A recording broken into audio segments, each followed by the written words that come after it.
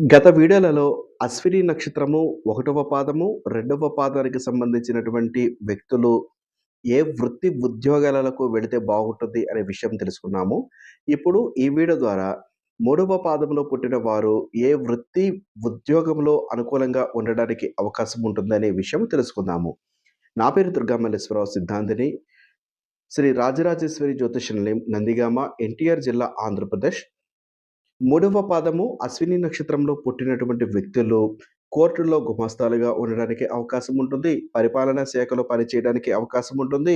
Municipal సంబంధమైనటువంటి ఉద్యోగాలు వీరికి కలిసి వస్తాయి. నేర విచారణ పరిధిలోకి వచ్చే ఉద్యోగాలు, బ్యాంకు, ఎల్ఐసికి సంబంధించినటువంటి అంటే పాలిసీకి సంబంధించినటువంటి ఉద్యోగాలు, ఫ్యాక్టరీలలో, కంపెనీలలో మేనేజర్‌కి సంబంధించినటువంటి వృత్తులు, ఉద్యోగాలు, దేవాదాయ, ధర్మాదాయ శాఖలో కాంట్రాక్టు లేదా పూర్తి స్థాయి ఉద్యోగాలు, ఆర్థిక, గణాంక శాఖ ఉద్యోగాలు కూడా వీరికి ఎక్కువ శాతం కూడా కలిసి రావడానికి అవకాశం ఉంటుంది.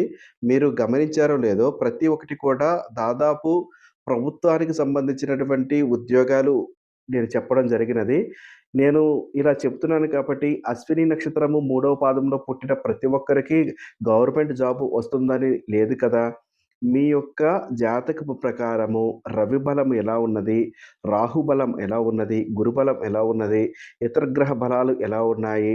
ఆహ్, స్థాన బలం ప్రకారము గవర్నమెంట్ జాబ్ వస్తుందా? లేదా? అన్నది కూడా కలిగి ఉండాలి. వాటిలో ఎటువంటి ఆటంకాలు లేని వారికి మాత్రమే గవర్నమెంట్ జాబ్ రావడానికి అవకాశం ఉంటుంది. నేను చెప్పాను కాబట్టి ఖచ్చితంగా వస్తుందని లేదు. అలాగని నేను రాదు అంటే రాదు అని కాదు. గ్రహ బలము, జాతక బలము 2 బలంగా ఉంటే మీరు క్రమశిక్షణతో పనిచేస్తే మీకు కానిదంటూ ఏమీ లేదు. అది గమనించండి.